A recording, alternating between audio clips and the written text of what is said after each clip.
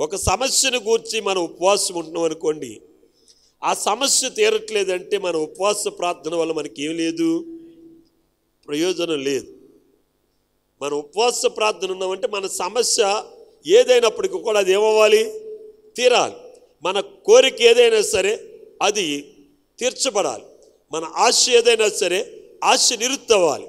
అలా కాకుండా మనం ఉపవాసం ఉన్నా సరే ప్రయోజనం ఉండట్లేదంటే అసలు మన ఉపవాసం వల్ల ఎందుకు ప్రయోజనం ఉండట్లేదు అనేటువంటి ప్రశ్న కూడా మనం వేసుకోవాలి. ఎందుకంటే దేవుడు అంటున్నాడు, నీవు నిశ్చయముగా ఉపవాసం ఉంటే నేను నీ తట్టు ఇప్పుడైనా, వాక్యం ఏమని చెప్తుంది, ఇప్పుడైనా మీరు మనస్పూర్వకంగా, ఇంతకుముందు మీరు ఎలాగున్నా సరే ఇప్పుడైనా మీరు మనపూర్వకంగా ఉపవాసం ఉండి తిరిగి నా యొద్దకు రండి. ఎప్పుడు? కీడు సమీపించినప్పుడు, శోధన సమీపించినప్పుడు, మీ జీవితంలో మీరు తట్టుకోలేనటువంటి కష్టం మిమ్మల్ని ఆవరించినప్పుడు ఇప్పుడైనా ఉపవాసం ఉండి తిరిగి నా యొద్దకు రండి. మీ విషయమై పశ్చాత్తాపతున్నవుతాను. ఏ ప్రార్థనకు దేవుడు పశ్చాత్తాపడండి. ఒక్క ఉపవాస ప్రార్థనకే ప్రభు ఏమవుతున్నాడండి, పశ్చాత్తాపడతానని చెప్పాడండి.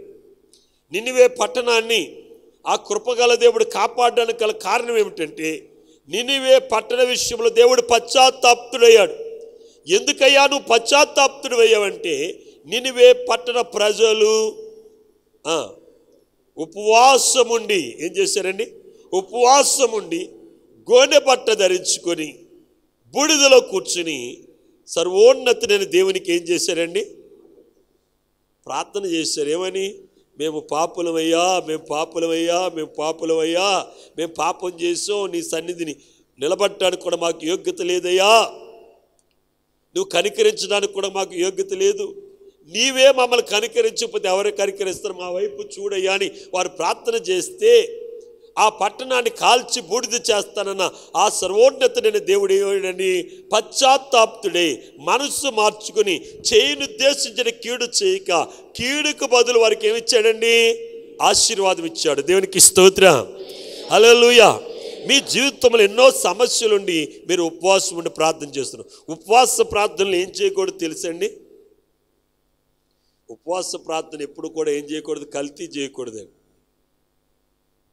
అండి, ఉపవాస ప్రార్థన కల్తీ చేయకూడదు. పాలు కల్తీ చేస్తే ఏమవుతుంది, పాల్లో ఉన్న పోషకాలు తగ్గిపోతాయి. అవునా కదా? పాల్లో మంచి పోషకాలు ఉన్నాయి, ఇందులోను పాలలో. నీళ్ళు వేస్తే ఏమవుతుంది, దానిలో ఉన్న పోషకాలు అలాగే ఉపవాసంలో కూడా చాలా శక్తి ఉంది. ఆ ఉపవాసాన్ని మనం కల్తీ చేస్తే దానిలో ఉన్న పవర్ ఏమైపోద్దండి, తగ్గిపోద్దండి. అనక అది చెప్పండి. కనుక ఉపవాసం ఉన్నప్పుడు మనం ఖచ్చితమైన ఉపవాసం చేసినప్పుడు మన ప్రార్థన దేవుడు ఆలకిస్తాడు. అన్నిలు చేసినట్టు మనం ఉపవాసం చేయకూడదండి. అన్నిలు ఏం చేస్తారు, ఉపవాసం ఉంటే పనులన్నీ మానేసి ఏం చేస్తారు, ఇవాళ ఉపవాసం అని ఊరు వాడ చాటేసి ఖాళీగా కూర్చుంటారండి. కానీ దేవుని పిల్లలమైన ఉపవాసం ఉన్నప్పుడు ఎలాగ ఉండాలంటే మనం చేసుకుంటూనే, మన పక్కోడికి కూడా ఏం తెలియకూడదు, మన ఇంట్లో వాళ్ళకి కూడా ఏం తెలియకూడదండి, మనం ఉపవాసం ఉన్నట్టు తెలియకూడదండి.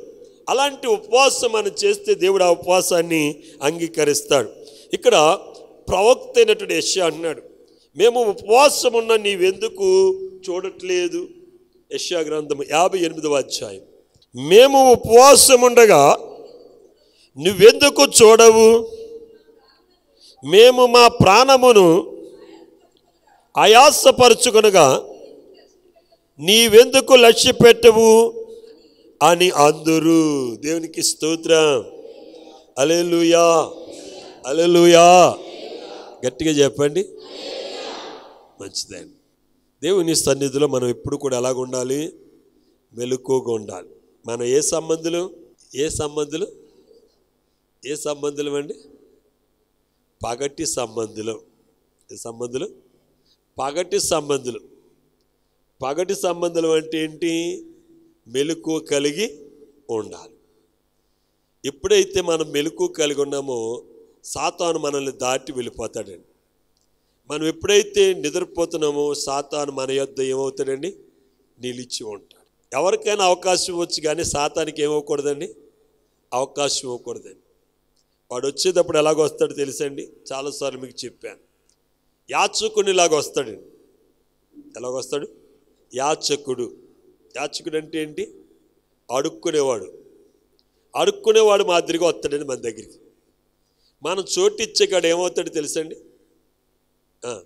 ఓనర్ అయిపోతాడండి మనకి. వచ్చినప్పుడు ఎలాగొచ్చాడు? యాచకునిలాగా వచ్చాడండి. నువ్వు సరేనా ఈ బలహీనుడు ఎందుకు లేనోడని మనం ఆయనకి చోటు ఇచ్చామనుకోండి, ఆడేం చేస్తాడు? ఓనర్ అయిపోతాడండి. అర్థమైందా? కనుక వాడికి మనం ఎట్టి పరిస్థితులు ఏమవ్వకూడదండి? చోటు ఇవ్వకూడదు. చోటు ఇవ్వకూడదు అంటే మనం ఎలాగుండాలి? పగటి సంబంధులుగానే మనం జీవించాలి. మనం శారీరకంగా నిద్రపోవాలేమో కానీ ఆత్మీయంగా మనం ఇప్పుడు ఎలాగుండాలి? మెలకువ కలిగి ఉండాలి. ఇక్కడ ప్రభు అన్నాడు, మీరేమంటారంటే మేము ఉపవాసం ఉన్నా నీవెందుకు లక్ష్య పెట్టట్లేదు, మేము ఉపవాసం ఉన్నా నీవెందుకు చూడట్లేదు అని మీరు నన్ను అడుగుతారు. నేను చూడట్లేదని మీకు ఎలా తెలుస్తుంది? మీరు అడిగినా మీకు ఏం దొరకట్లేదు? ప్రతిఫలం దొరకట్లేదు. ఎందుకు ప్రతిఫలం దొరకట్లేదు మీరు ఆలోచించట్లేదు. కానీ ఏమన్నారు? మేము ఉపవాసం ఉండి మా ప్రాణమును ఆయాసపరుచుకున్నామయ్యా. అసలు ఉపవాసం ఉండి ఉండమని చెప్పింది ఎవరండి? యేసు ప్రభు ఎక్కడైనా ఉపవాసం ఉండమని చెప్పాడా? చెప్పండి. ఆయన దగ్గరికి కొంతమంది పరిచయాలు శాస్త్రులు వచ్చి ఏమంటున్నారంటే, మేము ఉపవాసం ఉన్నా మీ శిష్యులు ఉపవాసం ఉండట్లేదు ఏంటని అడిగారు. పరిచయాలు శాస్త్రులు ఏ బోధ అంటారో తెలిసిన? మోసే బోధ. ధర్మశాస్త్ర గ్రంథాన్ని అంటారు. ధర్మశాస్త్రం ఉపవాసం చేయమని ఉందండి. వారంలో ఒక దినం ఏం చేయమన్నదండి? ఉపవాసం చేయమని ఉంది. మేము ఉపవాసం ఉన్నాం, నీ శిష్యులు ఉండట్లేదు, కారణం ఏంటని అడిగా. అప్పుడు యేసు ప్రభు అన్నాడు, పెండ్లి కుమారుడు పెండ్లి వారితో ఉన్నప్పుడు ఉపవాసం చేయవలసిన పని లేదు. పెండ్లి కుమారుడు లేనప్పుడే ఉపవాసం చేయాలి. మనం ఉపవాసం ఎందుకు చేస్తున్నాం? ఆ సర్వోన్నతుడైన దేవుడు మనల్ని విడిచి వెళ్ళిపోయాడేమో, అందుకే మన జీవితంలో కార్యాలు నిలిచిపోయినాయి, అందుకే ఆశీర్వాదం నిలిచిపోయింది. తిరిగి మరలా మనం ఆశీర్వాదాలు పొందడానికి మనం ఏం చేస్తున్నాం? ఉపవాసం ఉన్నాం. ఉపవాసం ఉండి మన ప్రాణమును ఆయాసపరచుకోక్కర్లేదండి. ఉపవాసం ఉన్న ప్రతి ఒక్కడు ఉపవాసము ఉండవలసిన రీతిలో ఉపవాసం ఉండాలండి. అర్థమైందా? ఉపవాసం అంటే అర్థం ఏంటి? దేవునికి దగ్గరగా అవటం అండి. ఉపవాసం అంటే దేవునికి దగ్గర అవటం. ఇక్కడ ఉపవాసం ఉండి మీరు దగ్గర అవ్వట్లేదు. ఉపవాసం ఉన్నా సరే, ఉపవాసము లేనప్పుడు మీరు ఎలాగ ఉంటున్నారో ఉపవాసము చేసినప్పుడు కూడా మీరు అలాగే ఉన్నారు. అలాగే ఉంటే దానివల్ల ప్రయోజనం ఏముందండి? ఇందాకే చెప్పాను, ఉపవాసం ఏమవ్వకూడదండి? కలితే అవ్వకూడదు. ఉపవాసం లేనప్పుడు మనం ఎలాగున్నామో ఉపవాసం చేసినప్పుడు కూడా అలాగుంటే దానివల్ల ప్రయోజనం లేదు. ఉపవాసము చేస్తున్నప్పుడు మనము మార్పు చెందాలి. దేవుడు వేటినైతే విడిచిపెట్టమన్నాడో వాటిని విడిచిపెట్టాలి. ఇక్కడ ఆయన అన్నాడు, మీరు ఉపవాసము, 3వ వచనం చివరి భాగాన్ని చదవను. మీ ఉపవాసం వలన ఉపవాసం ఉందిరు. మీరు ఉపవాసం ఉండరు, మీరు మాట్లాడతారు, ప్రార్థన చేస్తారు. చాలామంది ప్రార్థన చేస్తారండి. సంత వీధులు 4 చూడాలని, రాజవీధులు 10 మంది చూడాలని. ఈ మధ్య రోడ్డు మీద ప్రార్థన చేసే వాళ్ళు ఎక్కువైపోయారు. ఎక్కడుంటే అక్కడే ప్రార్థన. ప్రార్థన ఎలా చేయాలని ప్రభు చెప్పాడు? రహస్యమందున్న తండ్రికి రహస్యమందు ప్రార్థన చేయమన్నాడు. మన ప్రార్థన మనుషులు కనబడక్కర్లేదండి. మొన్న ఒక ఆయన అంటున్నాడు, పాస్టర్ గారు మీరు అంత మాటలు ఏదో పని చేసుకుంటూనే ఉంటారు, ప్రార్థన ఎప్పుడు చేస్తారు? నేను ప్రార్థన చేసేది మీకు కనబడాలనేది లేదు. మొన్న ఒక ఆయన అంటున్నాడు, కార్డులు రాయించుకుని పట్టుకెళ్తాడు కానీ కార్డుల మీద ప్రార్థన చేస్తున్నాడు. ప్రార్థన చేయకుండా దైవ కార్యం అలాగా జరుగుతుంది. దేవుని కార్యం మీ జీవితంలో జరుగుతుందంటే ప్రార్థన. మీరు అనుకున్నట్లు, చాలామంది చెప్తున్నట్లు గంటలు మనం ప్రార్థన చేయక్కర్లేదండి. మనం చేసే ప్రార్థన విశ్వాస సహితమైన ప్రార్థన అయితే అది చేరవలసిన స్థలానికి వెళ్ళి చేరి ప్రతిఫలం తీసుకొస్తుంది. ఒక సమూహం అండి ఉదయం నుండి మధ్యాహ్నం వరకు ప్రార్థన చేశారు. మధ్యాహ్నం నుంచి ఇంకో షిఫ్ట్ మారి మధ్యాహ్నం నుంచి సాయంత్రం వరకు కూడా ప్రార్థన చేశారు. ఇంకో షిఫ్ట్ మారి సాయంత్రం నుండి అస్తమయ నైవేద్యం వరకు ప్రార్థన చేశారు. అలాగా షిఫ్ట్లు మారుతూ ప్రార్థన ఆకోకుండా ఉదయం నుండి ఏం చేస్తున్నారు? 24 గంటల గీతా ఆలాపనని ఏం చేస్తారంటే 8 గంటల బ్యాచ్ 8 గంటల బ్యాచ్ 8 గంటల బ్యాచ్ చేస్తూ ఉంటారు. అలాగే ఈ బ్యాచ్ ఏం చేస్తుందంటే పొద్దుట మొదలెట్టి అస్తమయ నైవేద్యం వరకు ప్రార్థన చేసినా ఎంత కూడా కార్యం జరగలేదండి. సూది మనంత కార్యం కూడా జరగలేదండి. దైవజనుడైన ఎలీషా గారు 2 మాటలు మాట్లాడాడండి. 3వ మాట ఇంకా నోట్లో ఉండగానే, ఒకటి ఈ ప్రజలు, రెండవది నీవే దేవుడని ఒప్పుకున్నట్లు నీ కార్యాన్ని జరిగించాను. అదేంటి? అగ్నిని కురిపించమని. 3 మాటలేనండి. 3వ మాట ఇంకా అతని నోట్లో ఉండగానే ఆకాశం నుండి ఏమొచ్చేసిందండి? అగ్ని దిగి వచ్చేసింది, కార్యం జరిగించింది. మన ప్రార్థన మనుషులతో కాదు, మన సంభాషణ మనుషులతో కాదు. మన ఉపవాసం ఉన్నప్పుడు మన సంభాషణ ఎవరితో ఉండాలి? దేవునితో ఉండాలి. ఆ సర్వోన్నతుడైన దేవునితో మనం మాట్లాడటం నేర్చుకోవాలి. ఎప్పుడైతే ఆయనతో మనం మాట్లాడటం నేర్చుకున్నామో ఆయన కూడా మనతో మాట్లాడడానికి ఇష్టపడుతున్నాడు. ఎవరైనా మనతో మాట్లాడను అని అన్నారనుకోండి, వారితో ఫోన్ చేసి మనం మాట్లాడుతూ ఒక మాట మాట్లాడడం బీసిమించుకుని కూర్చుంటారు. 2వ మాట మాట్లాడడం ఇంకా బిగ్గా కూర్చుంటారు. 3వ మాట మాట్లాడడం ఇంకా టైట్గా కూర్చుంటారు. 4వ మాట, 5వ మాట, 6వ మాట, అలా మనం మాట్లాడుతుండగా ఏదో ఒక మాట దగ్గర అక్కడి నుంచి ఏమొచ్చేస్తుందండి? వస్తుందా లేదా? ఏమండి, మీకు నాకు వాదం అయింది, నేను మీతో సంభాషించడం మొదలెట్టాను, మాట్లాడుతున్నాను. ఈ మధ్య మా చిన్నమ్మాయి, డాడీ నీతో మాట్లాడమని తిట్టానండి ఫోన్లోను. మాట్లాడినాను అలాగ ఉంది. నేను మాట్లాడటం మొదలుపెట్టాను. మాట్లాడిన ఆమె, నేను నీతో మాట్లాడినాను కదా, నాతో ఎందుకు మాట్లాడుతున్నాను? ఇప్పుడు ఏం చేసిందండి? ఇప్పుడు ఏం చేసింది చెప్పండి? వచ్చిందా లేదా స్వరం? మాట్లాడిందా లేదా? గమనించండి ప్రియమైన, దేవునితో కూడా అంతే. మనం సంభాషిస్తూనే ఉండాలి. సంభాషిస్తూ ఉండగా ఏదో ఒక టైంలో అటు నుండి మనకేమొస్తుందండి? రిప్లై వచ్చేస్తుంది. నా దేవుడు కఠినాత్ముడు కాదు, నా దేవుడు రక్త మాంసములు కలిగిన నరుడు కాదండి. ఆయన జీవము కలిగినటువంటి వాడు, ఆత్మస్వరూపై ఉన్నాడు. ఆయన మనల్ని ప్రేమిస్తున్నాడు. కనుక ఒకవేళ మన మీద కోప్పడినా తిరిగి ఆయన పశ్చాత్తాపతుడే తిరిగి మనతోటి ఏం చేస్తాడు? మాట్లాడు. ఇక్కడ మీరు ఉపవాసం ఉన్నా సరే మీరు మనుషులతో మాట్లాడడానికి ఇష్టపడుతున్నారు, మనుషులతో సంభాషించడానికి ఇష్టపడుతున్నారు, కఠినమైనటువంటి కార్యాలు చేయడానికి మీరు ఇష్టపడుతున్నారు, వ్యాపారాలు చేయడానికి ఇష్టపడుతున్నారు. కానీ ఉపవాసం ఉండి మీరు చేయవలసింది ఏంటంటే ఆయనతో మనం మాట్లాడాలి. ఇక్కడ అదే అంటున్నాడు చూడండి, మీరు మీ కంఠస్వరము పరమందు ఉన్నటువంటి దేవునికి కనబడేటట్లు మీరు మాట్లాడట్లేదు. మన మాటలు ఎలాగ ఉండాలి? పరమనున్న దేవునికి వినబడేటట్లు మనం మాట్లాడాలి. కానీ అలాగా మనం మాట్లాడట్లేదు కనుక ప్రభు అంటున్నాడు, ఇలాంటి ఉపవాసము నాకు అనుకూలమా? ఇలాంటి ఉపవాసము నాకు ఇష్టమా? దయచేసి గమనించిన ప్రియమైనటువంటి వారు, మన జీవితంలో ఒక కష్టమైనటువంటి కార్యము, ఒక బలమైనటువంటి కార్యం జరగాలంటే మనం ఉపవాస ప్రార్థన చేయాలి. ఆ ఉపవాసం కూడా ఎలాగ ఉండాలంటే దేవునితో మనల్ని ఐక్యపరిచేదిగా ఉండాలి. మన ఉపవాసం మనం వేరు దేవుడు వేరే ఉంటే మనకు ప్రతిఫలం దొరకదండి. ఎప్పుడైతే దేవునితో అనుసంధానమయ్యేటట్లు మనం ఉపవాసం చేస్తున్నామో ఆ ఉపవాసానికి దేవుడి నుండి ఏమొస్తుందండి? దైవ కార్యము జరుగుతుంది. దేవునికి స్తోత్రం. హల్లెలూయా, హల్లెలూయా. ఈ మందిరం కట్టినప్పుడు కింద బేస్మెంట్ అయిన తర్వాత, బేస్మెంట్ అంటే బేస్మెంట్ వరకు కూడా అవ్వలేదు, కింద పెంతుబీం వేసాం. పని జరగట్లేదు, చూస్తే ధనం లేదు. దేవుని సన్నిధిలో కన్నీరు విడిచి ప్రార్థన చేస్తే, ఉపవాసం ఉండి ప్రార్థన చేస్తే ఒక తల్లి తీసుకొచ్చి తన 2 సూత్రాలు నా చేతిలో పెట్టిందండి. 2 సూత్రాలు. ఏంటమ్మా ఈ 2 సూత్రాలు పెట్టేవంటే ఆ తల్లి అంటుంది, నా భర్తను కోల్పోయానయ్యా, ఈ సూత్రాలతో నాకు పని లేదు, దేవునికి ఇస్తే అది నాకు నా బిడ్డలకు ఆశీర్వాదకరంగా ఉంటుంది అని చెప్పి 2 సూత్రాలు నా చేతులు పెట్టిందండి. అవి అమ్మి పని మరలా తిరిగి ప్రారంభించా. సూత్రాలు ఇచ్చింది, ఆమె యొక్క విశ్వాసానికి దేవుడిచ్చిన కార్యం అంటే ఏంటో చెప్తాను మీకు. కొన్ని సంవత్సరాలకు ఇంచుమించుగా పిల్లలు, ఆవిడకి 2 ఆడపిల్లలండి, చిన్న ఉద్యోగం చేసుకునేది. క్రమేపీ పిల్లలకి ఇంటర్మీడియట్ పెద్ద అమ్మాయి చదువుతుంది, చిన్న అమ్మాయి 10th క్లాస్ చదివేటప్పటికి ఆ తల్లి కూడా చనిపోయింది. వారు అమ్మమ్మ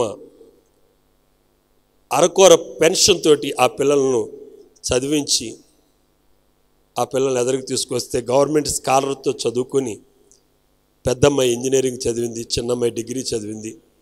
పెద్దమ్మాయి ఇప్పుడు ఉద్యోగం సాధించి నెలకి 70,000 రూపాయలు సంపాదిస్తుందండి అమ్మాయి. తల్లి విశ్వాసమును బట్టి తండ్రి తల్లి లేకపోయిన బిడ్డలు చక్కటి స్థితికి వచ్చారంటే విశ్వాసమే. దేవునికి స్తోత్రం, హల్లెలూయా. ఆ రోజు ఆమె అది ఇవ్వకపోతే నేను పని తిరిగి ప్రారంభించలేనటువంటి పరిస్థితి అండి. ఆ తల్లి అవి ఇచ్చింది. అవి బయటకు వెళ్ళి మేము అమ్మగా ఇంచుమించుగా 12,000 15,000 వచ్చినాయండి. వాటితో తిరిగి పని ప్రారంభించాను. అది అలాగలా ఎక్కడికి వచ్చిందంటే ఇవి స్తంభాలు వేసేదాకా వచ్చినాయి. మరలా స్తంభాలు వేసాక మళ్ళీ పని ఆగిపోతే మరలా ఉపవాసం ఉండి ప్రార్థన చేస్తే ఒక ఆయన వచ్చి నేను ఒక 25,000 ఇస్తాను, మెట్ల ల్యాండింగ్ వేయమన్నాడు.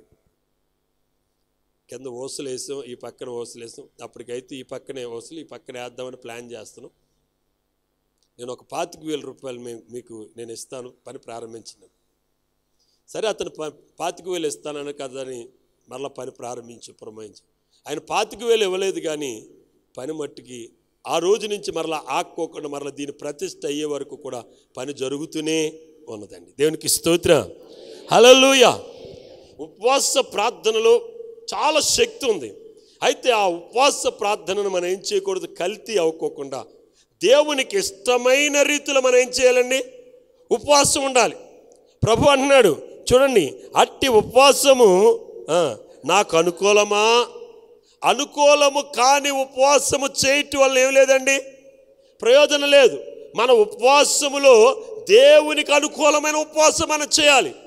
దేవునికి అనుకూలమైన ఉపవాసం ఏమిటంటే నీవు దేవునికి దగ్గరగా వచ్చి ఆయనతో నువ్వు సంభాషించడం నేర్చుకోవాలి. నీ కంఠస్వరం అటండి ఎవరికి వినబడేటట్లు ఉండాలి, దేవునికి వినబడేటట్లు ఉండాలి. కానీ నీ కంఠస్వరం ఎవరికి వినబడేటట్లు ఉంటున్నావు, లోకములో ఉన్న వారికి ప్రజలకు వినబడేటట్లు నీ కంఠస్వరం ఉన్నది. కానీ నీ కంఠస్వరం ఎవరికి వినపట్టలేదండి, దేవునికి వినపట్టలేదు.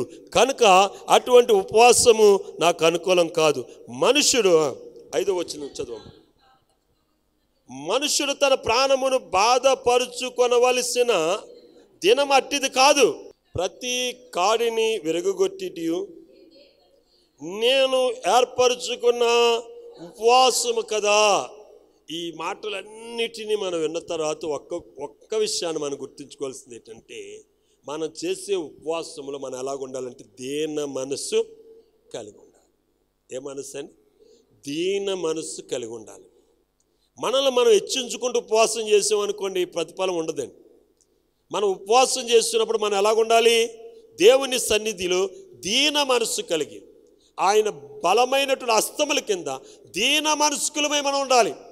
ఎప్పుడైతే అలాగ మనం ఉపవాసం చేస్తున్నామో ప్రభు అంటున్నాడు, అట్టి ఉపవాసము నేను ఏర్పరచుకున్న ఉపవాసం కదా. చదవమ్మా. నాకు ఇష్టమైన ఉపవాసము. అలాగా నువ్వు చేసిన ఎడల నీ వెలుగు వేకువ చుక్కవలే ఉదయించును, స్వస్థత నీకు శీఘ్రంగా లభించును, నీ నీతి నీ ముందర నడుచును, యెహోవా మహిమ నీ సైన్యపు వెనక భాగమున కావలిగా ఉండును. అప్పుడు నీవు పిలవగా యెహోవా ఉత్తరమిచ్చును, నువ్వు మొరపెట్టగా ఆయన నేనున్నానను. ఇతరులను బాధించుటయు, వేలు పెట్టి చూపి తిరస్కరించుటయు, చెడ్డదానిని బట్టి మాట్లాడుటయు నీవు మాని ఆశించిన దానిని ఆకలిగొనిన వారికి ఇచ్చి శ్రమపడిన వారిని తృప్తిపరిచిన యెడల చీకటిలో నీ వెలుగు ప్రకాశించును, అంధకారములు నీకు మధ్యాహ్నం వలె నుండును. దేవునికి స్తోత్రం, హల్లెలూయా. ఎంత ఘనమైనటువంటి ఆశీర్వాదాలు చూడండి. ప్రియమైనటువంటి వాళ్ళరా, దేవునికి ఇష్టమైన పని మనం చేస్తే మన వెలుగు ఎలాగుంటుందో తెలుసండి, వేకువ చుక్కలాగా మన వెలుగు ఉంటుందండి. చీకటి కూడా మనకి ఎలాగుంటుందట తెలుసండి, వెలుగుగానే ఉంటుందండి. అంధకారం కూడా మనకి ఎలాగుంటుందటండి, మధ్యాహ్నం వలె ఉంటుంది. దేవుణ్ణి నమ్మిన వారికి కష్టాలు రావని ప్రభు చెప్పట్లేదు. వారి కష్టాలు కూడా ఎలాగుంటుందట, ఆశీర్వాదంగానే ఉంటుందట. నీకు చీకటి కూడా ఎలాగుంటుంది అన్నాడు, మధ్యాహ్న కాలం మంది వెలుగులాగా ఉంటుంది. కనుక ఆయన ఆశ్రయించిన వారు ఏ పరిస్థితికి కూడా భయపడవలసిన పని లేదండి. ఆయన ఎందు మనం విధేయత కలిగి ఆయన ఇష్టమైన వారికి మనం ఉన్నట్లయితే, ఆయనకి ఇష్టమైనటువంటి ఉపవాసం మనం చేసినట్లయితే ఆ ఉపవాసానికి తగిన ప్రతిఫలం ఇస్తాడు. స్వస్థత ఎలాగో వస్తుందట, శీఘ్రంగా వచ్చేస్తుందట. స్వస్థత ఏం చేస్తుందని, శీఘ్రంగా స్వస్థత నీ దగ్గరికి వచ్చేస్తుంది. నీ నీతి నీ ముందర నడుస్తుంది. యెహోవా మహిమ నీ సైన్యం వెనక భాగమున, అంటే నీ వెనక భాగమున. నేను చాలా సందర్భాలు మీకు చెప్తూ ఉంటాను. కృపగల దేవుడు ముందే నడవడండి, వెనకాల కూడా నడుస్తాడు. నా దేవుడు ఇజ్రాయిల్కు ముందు నడిచాడు, వెనకాల నడిచాడు. ఆయన నమ్మిన బిడ్డలకు ఆయన ముందు నడుస్తాడు, వెనకాల నడుస్తాడండి. ముందు ఎందుకు నడుస్తాడంటే త్రోవ చూపిస్తాడు. వెనకాల ఎందుకు నడుస్తాడండి, పడిపోకుండా మనల్ని పట్టుకోవడానికి. ఒక వ్యక్తి పడిపోకుండా పట్టుకోవాలంటే ఆ వ్యక్తికి ముందు నడిస్తే పట్టుకోలేమండి. ముందు నడిస్తే పట్టుకోగలుగుతామా? ముందు నడిచేవాడికి వెనకాల వచ్చేవాడు పడిపోతున్నాడా, ఏం చేస్తున్నాడో అని తెలుస్తుంది. కనుక నా దేవుడు మనకి ముందు నడుస్తాడు, వెనకాల నడుస్తాడు. మన పిల్లలకు మనం ముందు నడిస్తే వెనక నడలేవు, వెనక నడిస్తే ముందు నడలేవు. కానీ నా దేవుడు ముందు నడుస్తాడు, వెనక నడుస్తాడు. అంటే మనకి దారి చూపిస్తాడు, మనం పడిపోకుండా పట్టుకుంటాడు. కనుక ఆయన ఉండగా మనకి ఏ దిగులు ఉండదు. కనుక ప్రియమైనటువంటి వారు, మీకు ఇష్టమైన రీతిలో ఉపవాసం చేయటం కాదండి. మీరు ఎవరికి ఇష్టమైన రీతికి ఉపవాసం చేయాలి? దేవునికి ఇష్టమైన ఉపవాసం చేయాలి. ఎప్పుడైతే ఇష్టమైన ఉపవాసం చేసామో మనం అడగక ముందే, మనం తలంచక ముందే, మన ఉపవాసం నాకు అది ఇది అని అక్కర్లేదండి.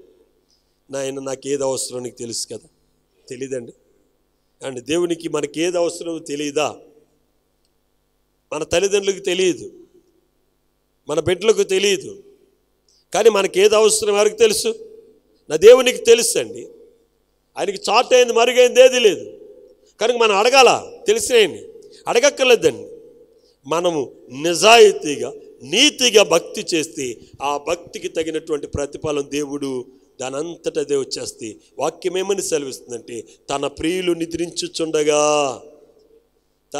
నిద్రించుచుండగా ఆయన వారికి అనుగ్రహిస్తున్నాడు. అర్థమైంది? దేవుని మీద భారం వేస్తున్నాడు ఎలాగుంటాడండి? దేవుని మీద భారం వేస్తున్నాడు ఎలాగుంటాడు? హాయిగా నిద్రపోతాడండి. ఎన్ని సమస్యలు వచ్చినా సరే టెన్షన్ పడుకోకుండా ఉండేవాడే నిజమైన భక్తుడే. మోషేకి ఎన్నో సమస్యలు వచ్చినాయి. 40 సంవత్సరాలు ఇజ్రాయెల్ ప్రజలు నడిపించడం అంటే మామూలు విషయమా? ఏమండి, ఇజ్రాయెల్ ప్రజల్ని 40 సంవత్సరాలు నడిపించాడండి మోషే గారు. ఎన్నిసార్లు ఆయన ఈ బ్రతికెందుకు అనుకుంటాడు. అయినప్పటికీ నిరీక్షణ కోల్పోలేదు, విశ్వాసం కోల్పోలేదు, దేవుని మీద ఆనుకోవటం మట్టుకి మర్చిపోలేదు. కనుక దేవుని మీద ఆధారపడ్డాడు. కనుకనే ఎన్ని సమస్యలు, రోజు ఒక సమస్య ఏంటండి? పొద్దున్న రచ్చబండలో కూర్చుంటే అన్ని సమస్యలే. ఆ గోత్రం వాడు నన్ను తిట్టాడని, ఈ గోత్రం వాడు నన్ను తిట్టాడని, ఆడవాడు నన్ను తిడడానికి, ఈడవాడు, ఏ సమస్యలు కదండి. 10 మంది ఉంటే ఏంటండి అండి? ఒకే పార్టీలో గొడవలు రాకూడదు, కానీ ఇప్పుడు గొడవలు ఎక్కడ వస్తున్నాయండి? ఒకే పార్టీలో వస్తున్నాయి. ఒకే సంఘంలో గొడవలు రాకూడదు, ఒకే సంఘంలో ఏమో వస్తున్నాయి, గొడవలు వస్తున్నాయి. ఒక ఆమె అంటుంది పాస్టర్ గారికి ఆమె అంటేనే ఇష్టం అంటుంది, ఇంకొక ఆమె అంటుంది అతనంటే ఇష్టం అంటుంది. గమనించండి ప్రియమైనటువంటి వారు, దైవ సేవకునికి అందరూ కావాలి, దేవునికి కూడా అందరూ కావాలి. నేను అందరి కోసం ప్రార్థన చేయాలి. మంచోడి కోసం చేయాలి, చెడ్డోడి కోసం చేయాలి, తిట్టినోడి కోసం చేయాలి, మెచ్చుకునేవాడి కోసం కూడా ప్రార్థన చేయాలి. దేవుడు వారికి వరం ఇవ్వాలి, వీరికి వరం ఇవ్వాలి. ఏబేలుని దీవించాడని కయ్యను ఏం చేశాడు? చిన్నపుచ్చుకున్నాడు కదా. ఏబేలుని దీవించిన దేవుడు కయ్యనుని దేశించలేదండి. కయ్యనుని దేవుడు దేశించలేదు. కానీ కయ్యనుకి ఏబేలుని దేవుడు ప్రేమించాడు అనేటువంటి కోపం. అందుకే దేవుడి మాటను కూడా అతను నిర్లక్ష్యం చేసి ఏబేలుని ఏం చేశాడండి? దేవుడు ఒక సలహా ఇచ్చాడు. ఎందుకయ్యా నువ్వు బాధపడుతున్నావు? నీ తమ్ముడు ఎలాగైతే శ్రేష్టమైన కార్యం చేశాడు, నీవు కూడా అలాగే శ్రేష్టమైన కార్యం చేస్తే నీ తల ఎత్తుకుంటావు కదా. వాకిట పాపము పొంచి ఉంది, దానికి నువ్వు అవకాశం ఇస్తున్నావు. దానికి అవకాశం ఇవ్వకు. నీ సోదరుడు చేస్తున్నట్లుగానే నీ యోగ్యమైన కార్యం చేయమన్నాడు. ఆ మాట కయ్యూనికి ఏమవ్వలేదండి? ఇద్దరు ఒకే సంఘానికి చెందినవారు, ఒకే కుటుంబానికి చెందినవారు, ఒకే గర్భవాసంలోంచి వచ్చారు. ఇద్దరిలో ప్రవహిస్తుంది ఒకే తల్లి ఒకే తండ్రి యొక్క రక్తము. అయినప్పటికీ వారి మధ్య ఏంటండి? విభేదాలు. అలనాడు ఇజ్రాయెల్ ప్రజల్లో కూడా ఈ భేదాలు ఉన్నా సరే 40 సంవత్సరాలు మోసే ఇజ్రాయెల్ ప్రజలు నడిపించేటువంటి కారణం దేవుని మీద ఆధారపడి ఎటువంటి కోప తాపాలకు వెళ్ళిపోకుండా భారం యావత్తు కూడా ఎవరి మీద వేసాడండి? దేవుని మీద వేసి వారితో సహవాసం చేసి వారితో ఉంటూ దేవునితో గడుపుతూ గడపగా గడపగా గడపగా మోసే కూడా ఎలా మారిపోయాడండి? దేవుళ్ళలా మారిపోయాడు. యేసుక్రీస్తు ప్రభు తండ్రి వీరేమి చేస్తున్నారు, వీరు ఎరుగురు క్షమించమని ప్రార్థన చేశారు కదా. మోసే కూడా అలాంటి ప్రార్థనే చేశారు. వీరి తప్పులను నిమిత్తము వీరిని సంహరిస్తానన్నావు కదా నీవు, వీరి మీద కఠినమైనటువంటి శిక్షణ వేస్తాను, దయతో వీరిని క్షమించు. ఒకవేళ వీరిని క్షమించకపోతే జీవగ్రంథంలో నా పేరు ఉంది, నా పేరును కూడా ఏం చేయమన్నాడు? తుడిచే. ప్రియమైనటువంటి వాళ్ళరా, ఒక నీతిమంతుని యొక్క ప్రార్థన మనఃపూర్వకమైనది. అది దేవుని యొద్దకు చేరి ఎటువంటి సమస్యనైనా పరిష్కరిస్తుంది. అలాగే మోసే చేసిన ప్రార్థన దేవుడు తన మనస్సును మార్చుకుని ఇజ్రాయేలుల మీద తన కోపాన్ని తగ్గించుకుని చేయనుద్దేశించిన కీడు చేయక మోసే మనవి చొప్పున ఇజ్రాయేల్ ప్రజలందరినీ కూడా దేవుడు ఏం చేశాడండి? బ్రతకనిచ్చాడు. కనుక ప్రియ దైవ జనాంగం, మనం చేసేటువంటి శ్రేష్టమైన భక్తి, శ్రేష్టమైనటువంటి మరి ప్రార్థన మనల్ని ముందుకు నడిపిస్తుంది, విశ్వాసయాత్రను ముందుకు తీసుకెళ్తుంది. ఒకనాటికి సరాసరి దేవుణ్ణి మనం ఎదుర్కొనేటువంటి ఆ శక్తిని దయచేస్తుంది. కనుక ప్రియ దైవ జనాంగం, భక్తి విషయంలో, విశ్వాస విషయంలో ఎటువంటి పరిస్థితులు తొట్టిపడిపోకుండా విశ్వాసమున కర్త అయినటువంటి యేసు వైపు చూస్తూ ఈ పరుగు పందువులు ఓపికతో మీరు పరిగెత్తండి. మీ భక్తిలో కల్తీ చేయకండి, ఉపవాసంలో కల్తీ చేయకండి. శ్రేష్టమైనటువంటి భక్తిని చేయండి, శ్రేష్టమైన ఉపవాసం చేయండి. ఒక్కనాటికి మనం అందరము కూడా లోకములో బలమైనటువంటి సాక్షులుగా నిలబడదాం. అట్టి కృప పరిశుద్ధాత్మదేవుడు వినుచున్న మనందరికీ దయచేయునుగాక. ఆమేన్. ప్రార్థన చేసుకుందాం. అందరూ కూడా మోకరించున్నాం. పరిశుద్ధుడు అయిన తండ్రి, ప్రేమ కలిగిన దేవ, ఈ రాత్రి నీ స్వరమును మాకు వినిపించు. నీ అమూల్యమైన మాటలు వినడానికి మీరు కృప దయచేశారు. నీకు ఇష్టమైన ఉపవాసము నేను చేస్తున్నామా లేదా అని మమ్మల్ని మా పరిశీలన చేసుకోవడానికి మీరు మాతో మాట్లాడారు. మాకు అనుకూలమైన ఉపవాసం కాదు, కానీ నీకు ఇష్టమైన, నీకు అనుకూలమైనటువంటి ఉపవాసం మేము చేస్తున్నాను. మేము దేని కొరకైతే నీ సన్నిధిలో కనిపెడుతున్నాము, దేని కొరకైతే మేము వెతుకుతున్నాము ప్రభు, దేని కొరకైతే మేము ఆశగున్నాము ప్రభు, దేని కొరకైతే మేము తృష్ణగొన్నాం, దాన్ని మేము పొందినట్లుగా మీరు సహాయం చేయండి. విత్తబడిన ప్రతి మాట నీ బిడ్డల యొక్క హృదయములు మీరు ఫలింపచేయండి. మంచి నేల పడ్డ విత్తనం 30 దంతులు 60 దంతులు 100 దంతులుగా ఎలాగైతే ఫలిస్తుందో అలా ఫలింపజేసి నీ రాకడకు మమ్మల్ని సిద్ధపరచమని యేసు క్రీస్తు పరిశుద్ధ నామమును బట్టి ప్రార్థించి స్తుతించి బతిమాలి వేడుకుంటున్నాము తండ్రి. ఆమేన్.